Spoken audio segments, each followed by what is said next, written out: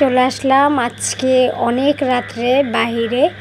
তো বাহিরে কেন আসলাম সেটা হয়তো আপনাদেরকে বলবো। আসসালামু আলাইকুম, সবাই কেমন আছেন? আশা করি ভালো। আমিও কিন্তু আপনাদের দোয়া ভালোবাসা অনেক অনেক ভালো আছি। তো একটু কেনাকাটার জন্য বের হয়েছিলাম। হাজব্যান্ডরা বলছি আজকে রান্না করতে পারবো না, তো হাজব্যান্ড আমাকে নিয়ে আসলো বাইরে। তো কিছু কেনাকাটা করার পর অনেক ক্ষুধা লাগছে, তো আমি ওনারা বলছি যে আমি কিন্তু বাসায় গিয়ে রান্না করতে পারবো না আজকে। তো এই জন্য আমাকে রেস্টুরেন্টে নিয়ে আসছে। তো রেস্টুরেন্টে নিয়ে আসবে এটা আমি জানতামই না। তো অনেক রাত হয়ে গিয়েছে, প্রায় 11টা।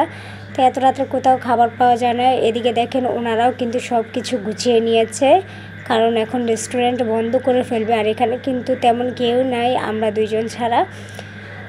তা আমরা দুজন কিন্তু এখানে খেতে বসে গিয়েছি। তো আজকে যে আইটেমগুলো খাবো সেটা দেখাবো। দেখেন আগেই কিন্তু ওরা ঝোল আর এখানে ভাত দিয়ে গেছে, আর এদিকে লেবু শসা। তো আমি একটু অবাক হয়েছিলাম কী ব্যাপার, পোলাও ভাত দিল কিন্তু মাংস দিল না কেন, আর এখানে ঝোল কেন। কিছুক্ষণ পর দেখছি যখন আমি ভাতে হাত দিয়েছি, ভাত বলতে এটা পোলাও ভাত, এখানে পোলাও ভাত আর গরুর মাংসটা পাওয়া গিয়েছে।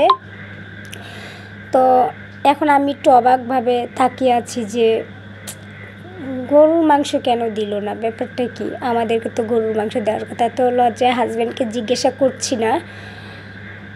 তো এক পর্যায়ে আমি একটু চারিদিকে লাজুকভাবে তাকালাম, দেখেন সব কিছুই কিন্তু এদিকে গুছগাছ হয়ে গেছে। তো আমি এখন হাত দিব, এখন হাজব্যান্ড বলে ভিতরে হাত দিয়ে দেখো। তো আমি যখন ভিতরে হাত দিয়েছি তখন দেখি একটি টুপ করে একটা ডিম বের হয়ে আসলো ভিতর থেকে, খুবই চমৎকার, সারপ্রাইজের মতো। এরপর হাত দিলাম, দেখি একে একে গরুর মাংস বের হয়ে এসেছে। তো গরুর মাংস আর ডিম কিন্তু পোলাওর ভিতরেই ছিল, ওগুলো পোলাওর ভিতরে দিয়ে রেখেছিল। আর এমনি আমাদেরকে গরুর মাংসের ঝোলটা সাইডে দিয়েছিল। কিন্তু এখানের পোলাওটা কিন্তু খেতে দারুণই হয়েছে, অনেক মজা পেয়েছি খেয়ে, কিন্তু একটু তেলটা বেশি হয়েছে পোলাওতে। এদিকে কিন্তু আমি লেবু শসা নিয়ে নিচ্ছি, তো মজা করে খাচ্ছিলাম, কারণ এত রাত্রে বাসায় গিয়ে রান্না করতে করতে 12টা 1টা বাজবে।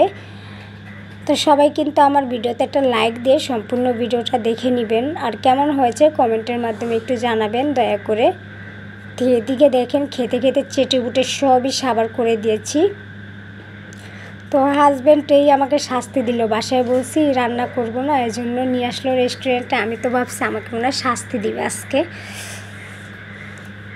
তো এদিকে দেখেন সব খাওয়া দাওয়া শেষ, প্লেটগুলো চেটেপুটে এইভাবেই রেখে দিয়েছি দুইজন।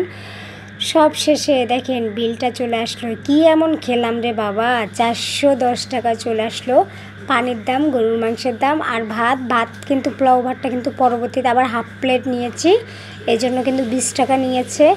আর এই যে দেখছেন জিরা, এগুলো যাদের মাথায় চুল পড়ে তাদের জন্য খুবই কার্যকরিতা। তা আমার মাথা থেকে কিন্তু প্রচণ্ড আকারে চুল পড়ে, তো এগুলো কিন্তু যদি একটু খান আপনার চুলের জন্য, স্বাস্থ্যের জন্য ভালো। তো এই দেখেন বিলটা কিন্তু 1000 টাকা দিয়েই দিলাম এখানে।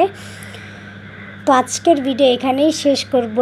আগামীতে নতুন কোনো ভিডিও নিয়ে আবারও চলে আসবো। ভিডিওটা কিন্তু লং বানাতে পারিনি, কারণ অনেক রাত হয়ে গিয়েছে। তো সবাই ভালো থাকবেন, সুস্থ থাকবেন, আল্লাহ হাফেজ।